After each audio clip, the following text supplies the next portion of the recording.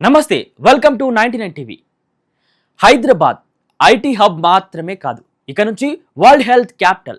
ఇన్నాళ్ళు ప్రైవేట్ ఆసుపత్రుల దోపిడీ, కార్పొరేట్ కోటల గుత్తాధిపత్యం చూసాం. కానీ ఇకపై సీన్ మారుతుంది. విదేశీయులకు కేవలం కార్పొరేట్ ఆసుపత్రులే కాదు, టిమ్స్ కూడా గ్లోబల్ జెమ్స్ అని చాటి చెబుతోంది తెలంగాణ ప్రభుత్వం. ఆఫ్రికా నుంచి మధ్య ఆసియా వరకు విదేశీ రోగులంతా ఇక సర్కార్ వైద్యం వైపు క్యూ కట్టబోతున్నారు. ప్రైవేట్ మాఫియాకు ప్రభుత్వం ఇస్తున్న పక్కా వార్నింగ్ ఇది. అసలు ఏంటా మాస్టర్ ప్లాన్?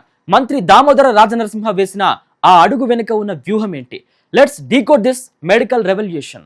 యుద్ధం కేవలం సరిహద్దుల్లోనే జరగదు, ఆపరేషన్ థియేటర్లలో కూడా జరుగుతుంది. ఏటా 2 లక్షల మంది విదేశీయులు ప్రాణాలు అరచేతిలో పెట్టుకుని హైదరాబాద్ విమానాశ్రయంలో దిగుతున్నారు. వీరిని టార్గెట్ చేసి కార్పొరేట్ ఆసుపత్రులు వేల కోట్లకు గాలం వేస్తున్నాయి. కానీ ఇకపై ఆ వేల కోట్లు ప్రభుత్వ ఖజానాకు మల్లబోతున్నాయి. సనత్ నగర్ టిమ్స్ లో విదేశీయుల కోసమే 50 పడకల స్పెషల్ వార్డ్ టిమ్స్ లో అత్యాధునిక రోబోటిక్ సర్జరీలు, కేవలం వైద్యమే కాదు, విమానాశ్రయంలో దిగగానే స్పెషల్ ఇమిగ్రేషన్ ప్రోటోకాల్, విమానాశ్రయం నుంచి ఆపరేషన్ థియేటర్ వరకు అంతా ఒక పక్కా వ్యూహం ప్రకారం జరుగుతోంది.